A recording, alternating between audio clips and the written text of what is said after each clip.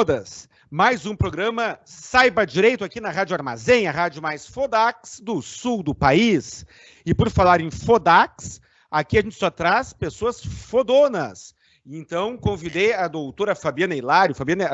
A Fabiana Hilário, ela sobreviveu ao curso de pós-graduação, na qual foi minha colega, coitada, e me aguentou durante 2 anos lá, perturbando a aula, fazendo bagunça, contestando, atucanando, mas agora eu descobri o motivo, pessoal. Por que que ela suportou a convivência comigo durante a pós-graduação de Direito de Família?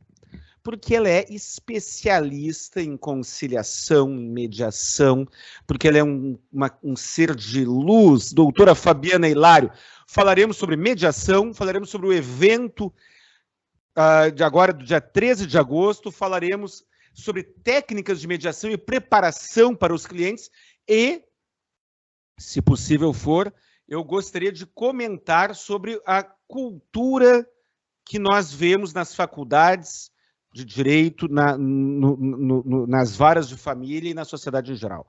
Doutora Fabiana, primeiro, meios de contato, por favor. Boa tarde, tudo bem? Olha, eu não sei se eu mereço todo esse elogio, mas fico muito feliz, muito honrada por esse convite. Com certeza é muito bacana estar aqui hoje, principalmente para falar de um tema que eu adoro. Inclusive, uso como exercício nas minhas atividades a mediação e a conciliação, que nos traz ferramentas brilhantes. Bom, o meu e-mail para contato é fabi-borba@hotmail.com. O meu Instagram é a ADV, Fabiana Hilário, e no Facebook, Fabiana Hilário. E telefone, doutora Fabiana? E o meu telefone, 992-350-473.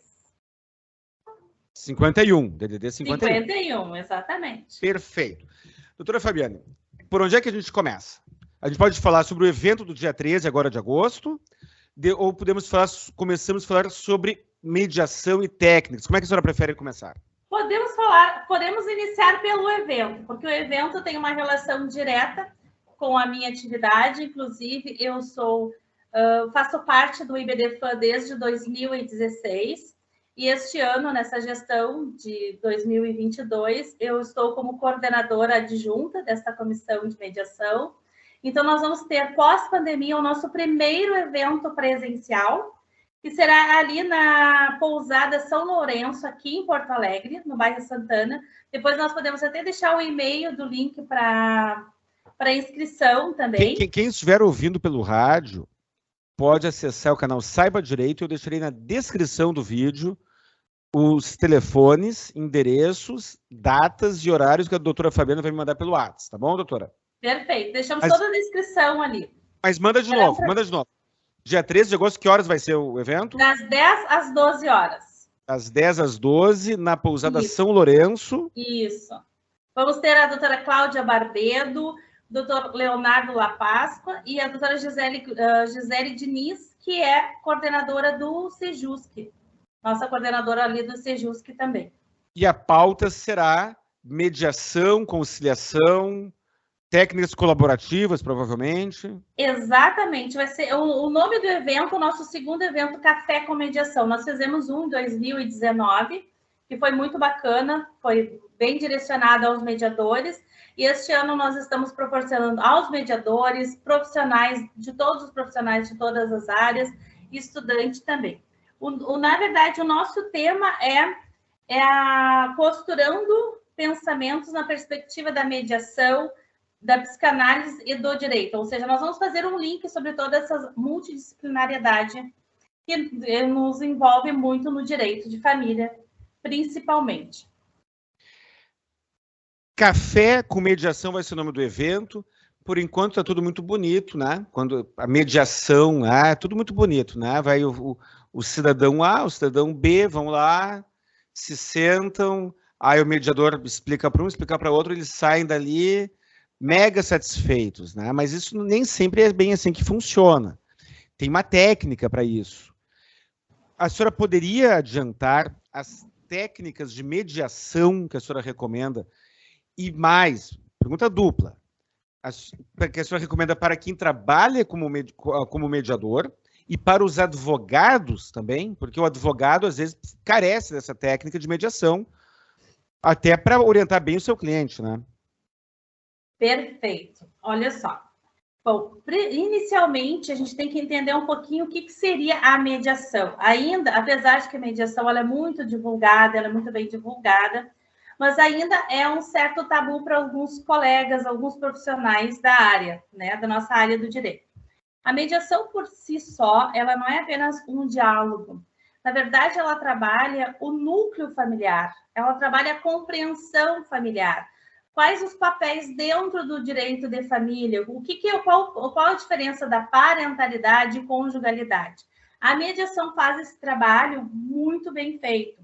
Só que, para ele ter uma boa efetividade, para que a gente consiga avançar numa mediação e trazer soluções com sustentabilidade, nós precisamos, enquanto profissionais, ter uma tomada de decisão apoiada. Ou seja, nós precisamos, inicialmente, compreender aonde estamos levando o nosso cliente, por que razão estamos levando o nosso cliente.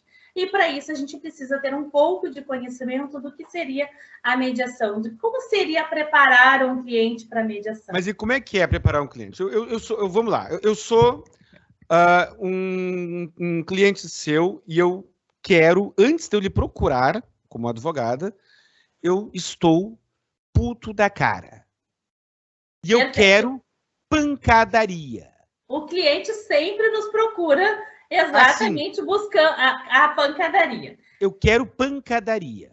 Aí eu chego para a senhora e digo, eu quero isso, isso, isso, e lhe trago argumentos coerentes, argumentos que o cidadão normal também estaria muito indignado. Eu sofri algo que a senhora reconhece como injusto. Aí nós vamos para a mediação. Aí a senhora vai conversar comigo. O que a senhora vai me dizer? Antes da gente orientar o cliente para a mediação, antes a gente tem que ter aquele olhar que o cliente, no momento em que nos procura, ele está com os nervos aflorados. 100%, o cliente está com os nervos aflorados. E o primeiro passo que nós temos que dar antes de caminhar para uma mediação, antes de fazer toda aquela análise, antes de fazer as anotações para qual caminho jurídico nós temos que tomar, é fazer uma análise do nosso cliente e pedir com que ele dê um tempo. Não pedir diretamente com que ele dê um tempo, não. Fazer com que ele consiga compreender o que ele de fato vem buscar. Ele vem buscar um divórcio, ele vem buscar alimentos. O que ele está buscando? E ele primeiro tem que saber as consequências disso. Esse é o primeiro passo. Porque não adianta a gente encaminhar um cliente para a mediação com os nervos aflorados, sem ele ter essa compreensão do que ele vai sofrer de desafios. Mas ok. Vamos lá. Vamos imaginar uma situação de uma pessoa que... Eu posso começar a trazer exemplos, mas, de modo geral, ele deseja algo que é o normal, que é o intuitivo. Perfeito. Vamos imaginar uma situação, alienação parental. Perfeito. O cara não é o que está na lei, não é o que deveria, mas na maioria das vezes os filhos ficam com as mães. Existe um desequilíbrio estatístico aí. Segundo o IBDFAN, 95% das disputas de guarda, a criança fica com a mãe, o que, na minha opinião pessoal, prejudica a mãe e o pai. Mas isso é pauta para um outro assunto. Tá, o cara concorda que a criança fique morando com a mãe. Só que ele tem dificuldade de acesso, porque a mãe dificulta o acesso, uma situação que acontece. Acontece com razão. Hoje a gente está gravando a entrevista no dia 27 de julho, dia dos avós. O avô quer ver o neto e o filho ou a nora não querem deixar ele ver o neto. Perfeito. Ou seja, o seu cliente está cobertaço de razão. Ele está coberto. A parte contrária problematiza. Cria falsos pretextos, muitas vezes evidentemente são falsos pretextos, para justificar aquela obstaculização. E aí vocês vão para uma audiência de mediação. O que a senhora vai dizer para o cara? Primeiro, nós geralmente, quando o cliente nos procura com essa ansiedade, com essa ânsia. Por exemplo, eu tenho um caso que há 10 anos o pai não tem acesso ao filho e ele está sofrendo inúmeras ações. E agora a avó, e hoje no dia, como tu colocaste, hoje é o dia dos avós, né? Eu estou fazendo uma contestação de alimentos avoengos que é injusto. E há um desequilíbrio financeiro gigante da parte autora. Exato. E aí, então, eu concordo contigo. Eu concordo que o maior desafio, esse é um grande desafio nosso. Porque o que acontece? Qual o treinamento que a gente tem que dar para o nosso cliente para ele chegar numa mediação para que a gente possa avançar? Primeiro, a gente tem que fazer o cliente fazer uma visão prospectiva, daqui para frente. Porque, geralmente, quando o cliente chega, ele nos procura com todas essas dores... Mágoas do passado. Exatamente, ele está com mágoas do passado. Então, o que a gente faz? Espera aí, só um minutinho. Nós não vamos invalidar o que ocorreu. Nós não vamos fazer isso. Seria desumano nós fazermos isso. Mas há uma forma, há diálogos, há técnicas que a gente possa fazer. Olha, quando nós chegarmos na mediação, né? Nós já fizemos umas 4 reuniões com isso, tá? Quando nós chegarmos numa mediação, este ponto... que é o ponto que pode trazer um conflito naquele diálogo, nós não vamos colocar. Ah, mas não, nós não vamos colocar. Porque se nós colocarmos este ponto, isso não vai nos deixar avançar. Então, nós vamos buscando mecanismo e a gente busca o mecanismo no diálogo. Mas o avô quer ver o neto não consegue? Como é que a senhora vai pular justamente esse ponto? Como assim ele não... No exemplo, o avô quer ver o neto. Tá, perfeito. Ele entrou com uma ação judicial para ver o neto. Tá, perfeito. O filho, a filha, o genro, a nora, não querem que ele veja o neto. Ele vai ter um porquê, ele vai informar, olha, eu não quero que ele veja porque, não sei, lá ele não come direito. Sempre tem um porquê, né? Isso, sempre tem um pretexto, exato. Sempre tem um porquê, a gente sabe que sempre tem um porquê. Ele não dá comida no horário que... Ele não manda as fotos, porque, por exemplo, já tive caso... que a mãe estava obstaculizando, porque quando a criança estava na casa do pai, ela queria foto do que a criança estava comendo. Ela queria foto da criança na pracinha. E aí ali se gerou um conflito gigante. Isso é um grande exemplo, certo? Então, o que eu falei com o cliente? Espera só um pouquinho. Tem algum problema nesse momento? A senhora advogada do pai, né? Advogada do pai, exatamente. Então, assim, neste momento, tem algum problema em tu tirar uma foto? Tu não precisa tirar toda hora. Mas uma foto de manhã, uma foto de tarde, uma foto de noite. Atender à arbitrariedade da mãe. Se subjugar ao capricho dela. Não, na verdade, o que acontece? Na verdade, não é se subjugar. Não, com certeza, não é isso. Não é isso. O que acontece? Se tu abrir mão um pouquinho hoje, se tu abrir mão, porque tu não tá conseguindo ver, tá um inferno naquela situação. Isso. Tu não tá conseguindo ver. Se tu conseguir avançar... Eu tenho o direito de ver. Eu tenho o direito de ver. Mas tu não está conseguindo. O meu direito não está sendo respeitado. Nós estamos tentando subir um degrau. Nós estamos tentando subir um degrau, correto? Então, assim, tem algum problema de tu tirar uma foto? Por quê? A gente tem que entender também o porquê que a mãe tem aquela resistência. E isso foi, na 4ª reunião, a gente conseguiu perceber por que a mãe tinha aquela resistência. E por que ela tinha? Porque a criança tinha problemas quando ela chegava à noite, ela tinha problemas de dor de barriga, porque ela não comia os alimentos adequados. E, de fato, ela tinha razão. Só que ele também não queria abrir mão de fazer exatamente os cuidados necessários. Então, a gente tem que ter um certo cuidado, que às vezes, tem pontos que a gente tem que buscar ali. Correto? Então, quando a gente consegue avançar, buscar etapas, buscar fase, buscar projeções, a gente consegue avançar um pouco mais. É claro que tem situações que são inevitáveis, que o juiz tem que determinar e a gente não tem como avançar. Mas nós estamos, hoje aqui, nós dois estamos falando sobre aqueles casos que há uma possibilidade, que se tu buscar ajustes, há uma possibilidade disso. E é isso que a mediação traz. Ela traz questões, traz aberturas para que vocês possam caminhar, trilhar. Por quê?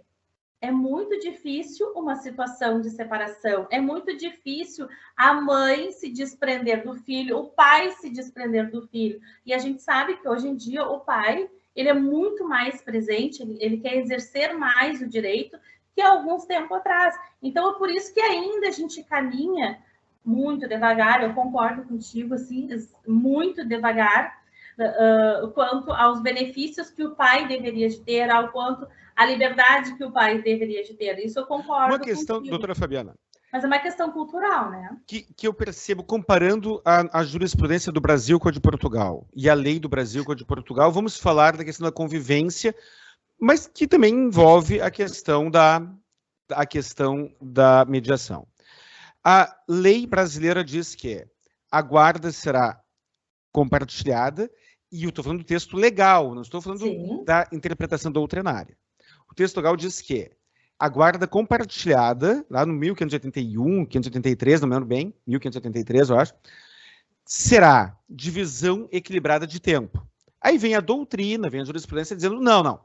Aquilo que a lei diz que é compartilhada é intercalada. E como a lei não fala intercalada, e a guarda compartilhada é outra coisa, a convivência não será meio a meio, que é o que diz a lei. Em Portugal, o texto legal é quase o mesmo, e lá a interpretação da lei é literal. Lá, em Portugal, regra geral, o filho fica metade do tempo com a mãe, metade com o pai, pode ser um dia para cada um, uma semana para cada um. Como vai ser, não sei, mas pode ser um dia para cada um, X, aí vai ser visto assim.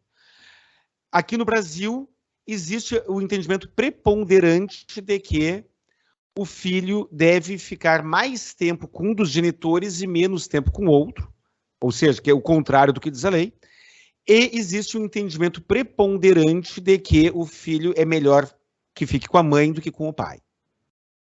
Isso não gera uma dificuldade de acordo quando um dos lados tem uma prerrogativa que o autoriza recusar o acordo e sair impune por ser intransigente?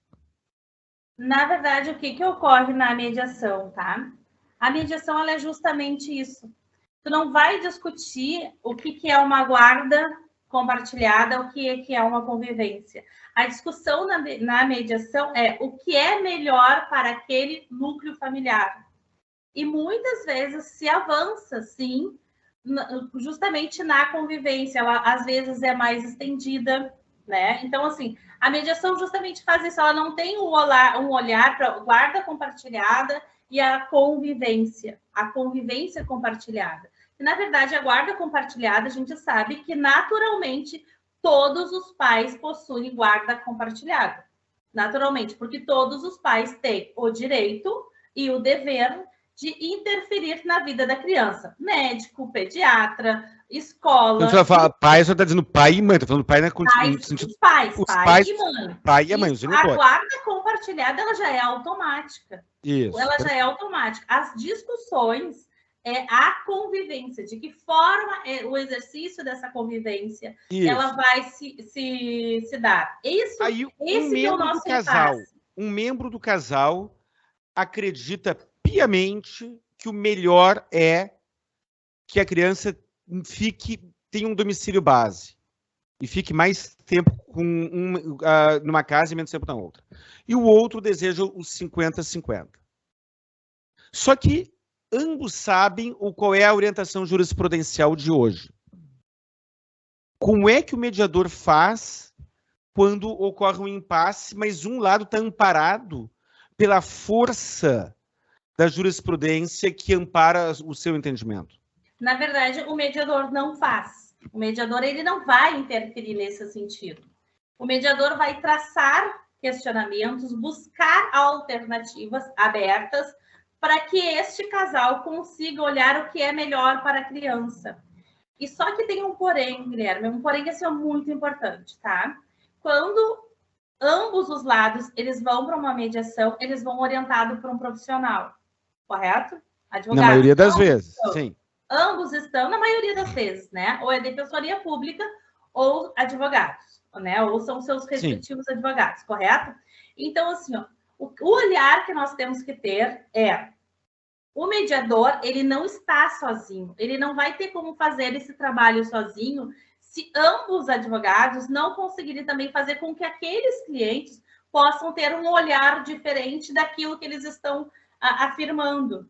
Então, assim, o trabalho é em conjunto. São os mediadores, são os mediandos e são os advogados. Isso é um trabalho feito em conjunto.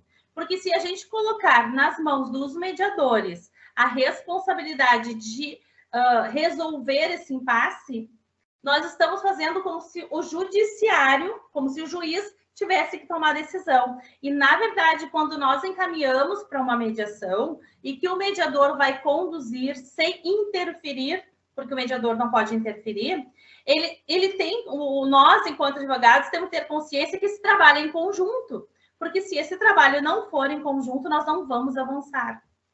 E ele vai permanecer na mesma situação.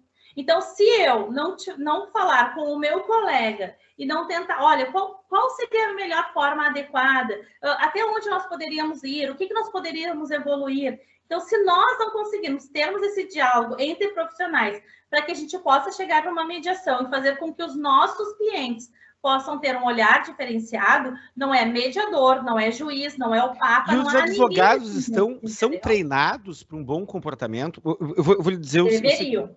Deveriam. Eu vou lhe dizer o seguinte. O CPC é muito claro quanto a isso. CPC. Deveriam. Tá, deveriam, mas a gente sabe que a dificuldade... A senhora acredita em Papai Noel? Deveriam, né? Deveriam. Tá lá no CPC, é muito claro. Eu já coloquei muitas petições minhas. Eu não me lembro o artigo agora, tá? Mas já coloquei. Coleguinha, é obrigatório você ser colaborativo. Não é, eu não quero ser. Não, tu não tem que querer. Tá lá no CPC. Todos nós deveríamos ser colaborativos. Tá, isso está na lei. Claro. Na prática, 2 comentários pesados que eu tenho, e a senhora, se a senhora quiser não comentar, a senhora diga, exerço meu direito de ficar calado. Se não quiser. 2 comentários. Primeiro, a preparação dos advogados, aos meus olhos, de um modo geral, é fraca. Por quê? Porque o direito é multidisciplinar. E eu queria o seu comentário, mas a senhora não é obrigada a dar. Eu concordo, eu vou dar sim. Como é que o cara estuda direito de família sem dominar direito previdenciário? Eu fiz uma pós-graduação em direito previdenciário que não teve uma aula... Desculpa, eu fiz 2 pós-graduações em direito previdenciário e fiz uma em direito de família, e na pós de direito de família não teve uma aula de direito previdenciário. E muitas vezes a gente consegue resolver o problema daquela criança sem desgastar a relação com o familiar. Um exemplo que eu tive em sala de aula. Vamos apresentar um trabalho de um caso concreto, de um caso hipotético. Uma criança portadora de deficiência, de baixa renda, tem o pai de baixa renda, mas tem o avô com renda. O avô tem que pagar a pensão alimentícia para o neto? Sim ou não? Ou desenvolva. Mas para um pouquinho, e o BPC do LOAS? Pode pedir para o INSS? A senhora, na mediação, o mediador não ajuda ou não ajudaria se o mediador tivesse essas sugestões adicionais? Vem cá, mas... Ele não pode fazer isso, ele não pode.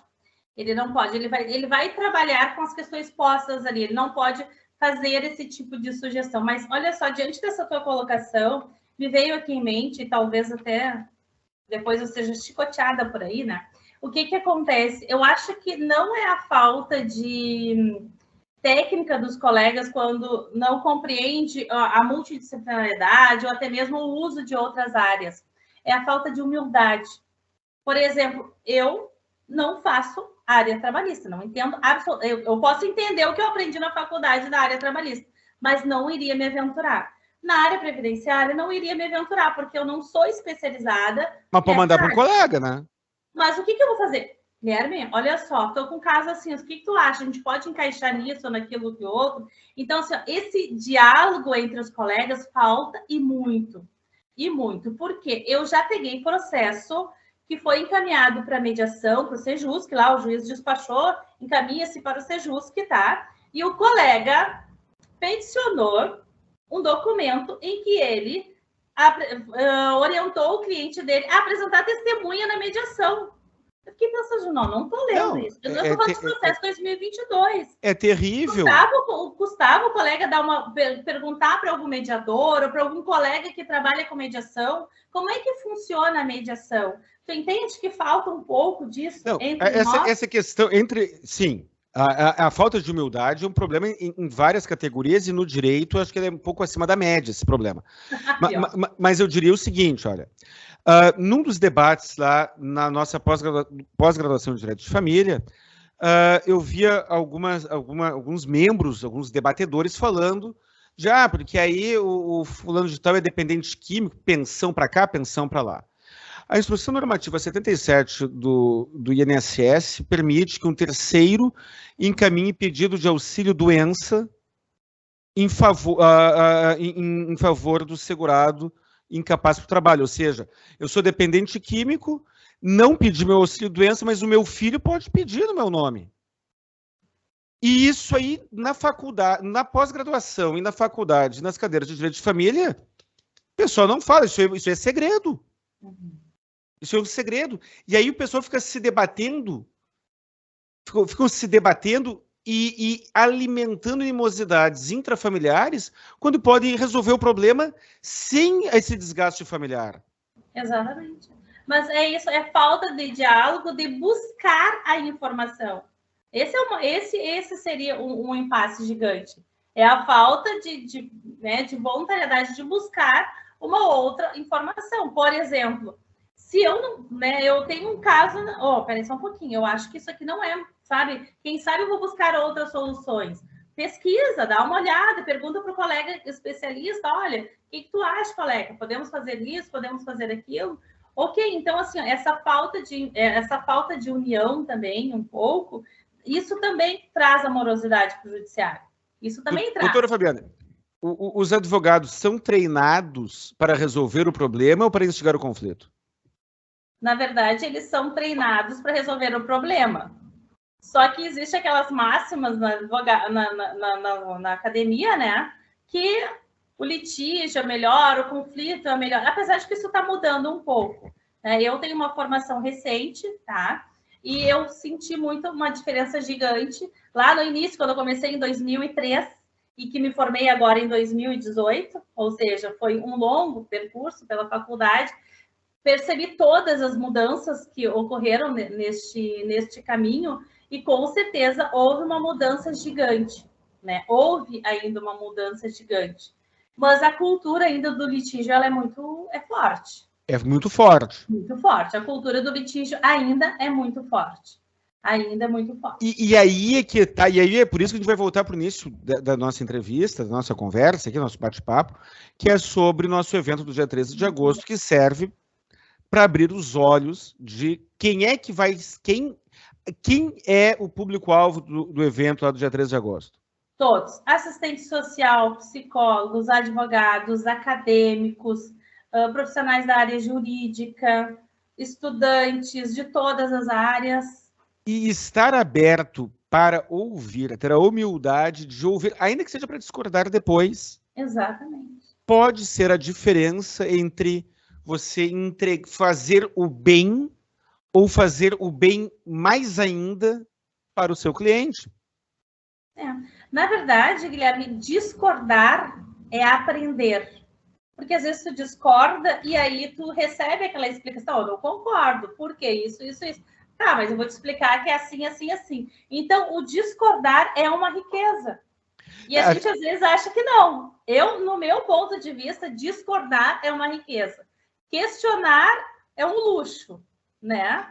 A questão é a seguinte, olha, agora a gente já está viajando aqui. Adoro. Rádio Armazém, programa Saiba Direito também é uma viagem, pessoal. É um programa Fodax, da Rádio Fodax, mas é uma viagem também.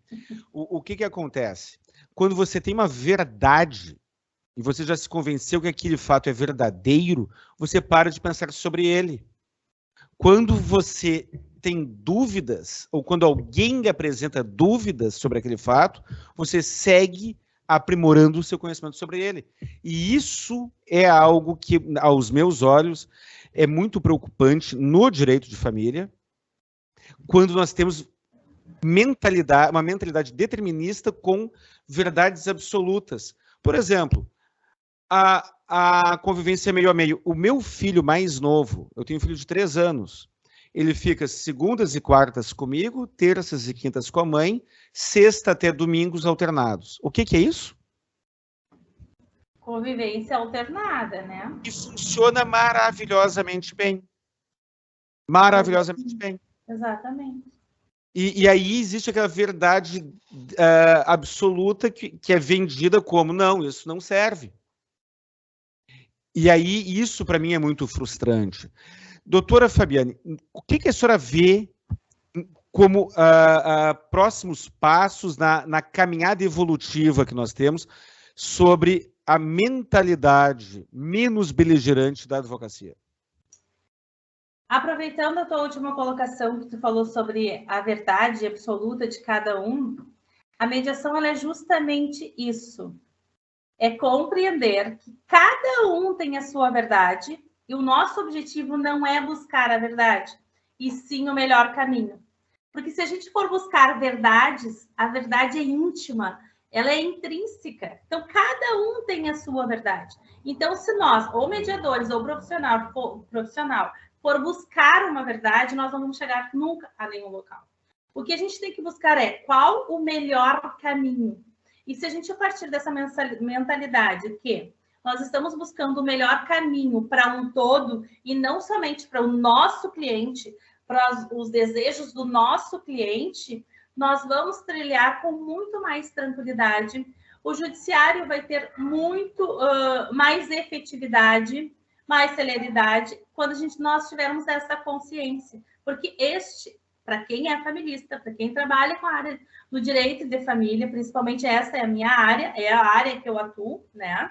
Nós trabalhamos com emoções, nós trabalhamos com verdades, essas verdades absolutas, que é somente dos nossos clientes, e nós não vamos defender as verdades absolutas deles. Nós vamos defender o melhor caminho para aquele núcleo familiar. Este é o objetivo, esse olhar do profissional familista que traz um olhar diferenciado. E nós só vamos conseguir evoluir mais e mais dentro do direito de família quando nós tivermos essa consciência. Nós estávamos falando agora há pouco, a senhora falou, indo nessa linha e voltando alguns minutos, a senhora falou que no acordo a gente pensa no futuro e não nas mágoas do passado. A senhora falou algo parecido com isso. Isso, perfeito. Nós não trabalhamos mágoa do passado. Nós não invalidamos. Nós não invalidamos, porque se a gente validar o que passou, a gente não vai conseguir avançar, porque o que passou é uma ferida gigante que está dentro dos nossos clientes, que estão dentro daquele núcleo familiar. E aí eu pergunto o seguinte, e eu confesso que eu não tenho uma opinião formada sobre isso, estou propondo uma reflexão para a gente pensar. Tá, perfeito. Quando nós temos mágoas decorrentes de violações e agressões sofridas, agressões de direito, e nós passamos a régua, nós não estamos estimulando a impunidade, e essa impunidade, de certa maneira, não transmite uma mensagem para o universo de estímulo à sua repetição? É que assim, depende do que você está falando. Se você estiver falando de violência doméstica, é um outro apontamento, é uma outra fala. O que eu estou falando aqui de mágoas são aquelas discussões familiares, são aqueles desajustes familiares que levaram à separação. Não se está falando em enquadramento no Código Penal. Eu não estou falando,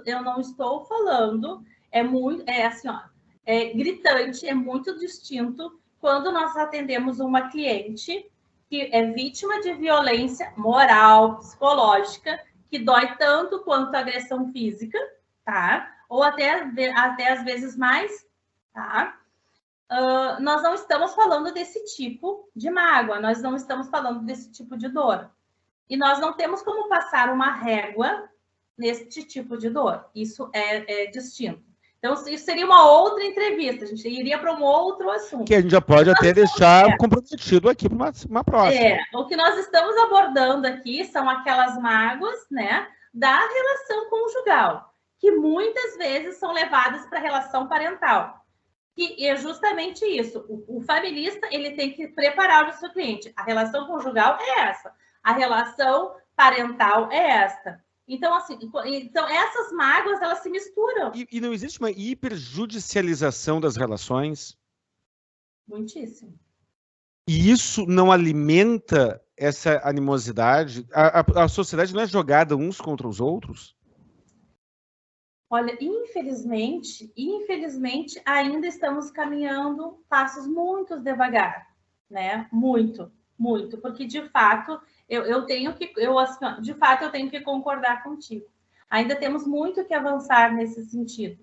Por que eu estou te dizendo isso, tá? Vou te dar um exemplo por que eu concordo contigo nesse sentido. Eu tenho um processo de alienação parental aqui, de investigação de alienação parental, tá? Muito complexo, de 2 anos, desde 2020, e que eu não consigo ter diálogo com a colega. Nós estamos há 2 anos na causa e eu não consigo ter um diálogo com a colega. E na minha primeira audiência que eu fiz na vida, eu estou formada apenas há 4 anos, e eu me formei em 2018, 2019, eu peguei minha carteira e o meu exercício é desde 2019. Então, a minha primeira audiência foi com esta colega, em que o único trabalho que ela teve na audiência foi de me humilhar. Por quê? Eu não falo do mesmo tom que ela, eu não uso as mesmas expressões que ela, eu tenho um trabalho e uma fala diferenciada que ela usa isso, ela acusa como uma estratégia. E na audiência, ela passou o tempo inteiro me agredindo e querendo me atingir. Eu fiquei, assim, horrorizada, não assustada ou com medo dela, porque era a minha primeira audiência, não. Eu fiquei pensando, meu Deus, como ela não evoluiu ainda. Então, assim, ó, de fato, nós temos muito que aprender, muito que evoluir. E aí, só quem perde são os nossos clientes com isso. E eu cheguei a falar isso para ela em audiência. Eu falei, colega, só quem está perdendo são os nossos clientes, porque eu não consigo ter um diálogo contigo. E ela falou, tu está me acusando? Não, eu não estou te acusando, está claro isso, eu não consigo ter um diálogo contigo. Então, assim, de fato,